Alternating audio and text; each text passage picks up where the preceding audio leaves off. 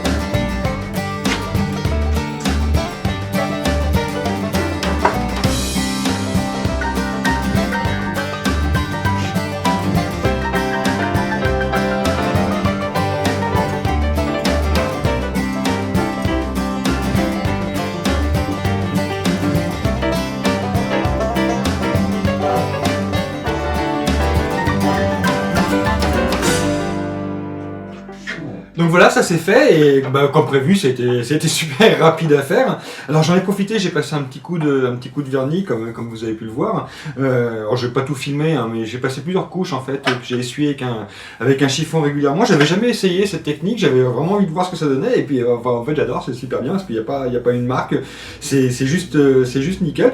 Donc voilà, ça a un beau rendu, ça met vraiment en valeur le bois comme je l'avais envie. Alors je l'ai fait avant de finir l'assemblage pour la seule raison qu'en fait je me dis que une fois que je vais l'assembler, peut-être que tout ça, ça risque de bouger un peu dans le temps. Et si je vernis tout une fois que j'aurai tout assemblé, et ben si ça bouge un peu, je vais me retrouver avec des trous dans le vernis. Donc du coup, j'ai verni les parties qui seront cachées aussi, ce qui fait que si ça bouge un peu, et ben ça sera dans la continuité de couleur. Voilà. Alors maintenant, je vais m'occuper d'adapter ces petites clés, comme je le disais au début de la vidéo. Alors j'ai ce petit morceau d'ébène là, c'est pas très grand, c'est vraiment petit. J'avoue que j'hésite encore pas mal à le faire ou pas. Mais en fait j'en ai vachement envie, donc je vais quand même tenter. Comme on peut voir ici, c'est vraiment pas large par rapport à la hauteur du maillet, mais je me dis que si si je fais une fente à peu près sur la moitié de la hauteur du corps du maillet, ça va prendre à peu près 2/3 de cette fente. Ça devrait être suffisant pour pousser le manche contre la tête et bien le verrouiller. Et puis ça va être vachement sympa. Alors j'ai juste donné un tout petit coup de ponçage sur les tranches. Là, je sais pas si on peut le voir comme ça. J'ai donné un petit coup de ponçage juste pour faciliter l'entrée et pas que ça risque d'éclater. Alors voilà, je vais me mettre à ça avec la constitution de 2 trous dans ces parties-là, avec une fente dedans. Alors les 2 trous vont servir à que le bois n'éclate pas quand il va s'ouvrir comme ça. Voilà, donc ça va être un peu le principe. Et je propose qu'on se mette là-dessus tout de suite. Voilà, excusez-moi, je dis un peu n'importe quoi ce matin, mais c'est comme ça. Bon c'est parti, j'ai commencé par déterminer le centre de tout ça, donc j'avoue que je fais les choses un petit peu au pif, mais d'accord, 16 mm, donc 8 mm pour le centre.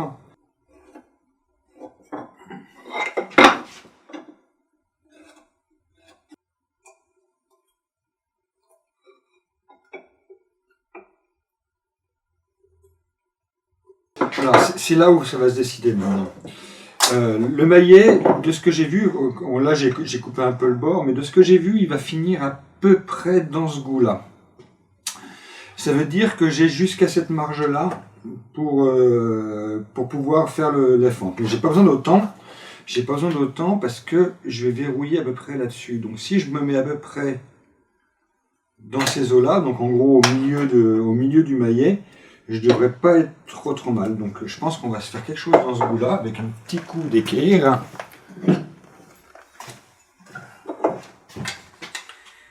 Quelque chose, je disais, dans ce goût-là devrait être bien. Voilà, ça va être la largeur de mes fentes. Je crois que je suis pas allé assez loin avec ça. Voilà, c'est donc là que je vais faire m'acheter trop.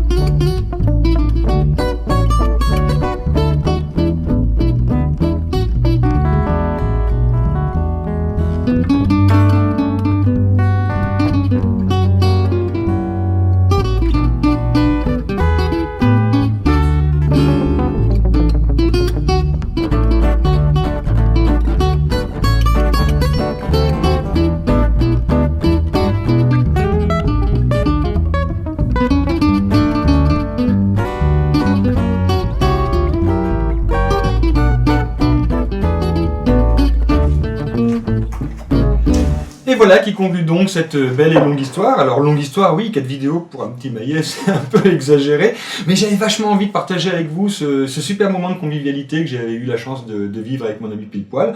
Ça explique cette longueur un peu démesurée de vidéo. Voilà, bref, je suis super content. Je suis super content parce que j'adore ce maillet, il est vachement joli, vachement agréable.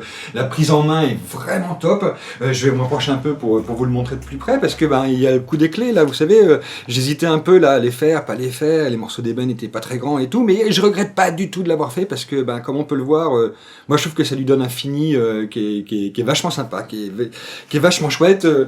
Voilà, je suis très content, je le trouve très beau. J'ai juste eu un petit souci là sur la toute fin, je sais pas, il y a les traces de colle qui sont ressorties par là, on voit des lignes.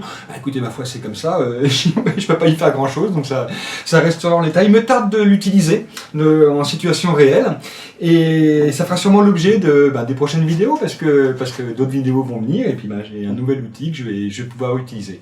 Voilà, je vous remercie d'avoir suivi cette grande saga, et puis je vous dis à très bientôt.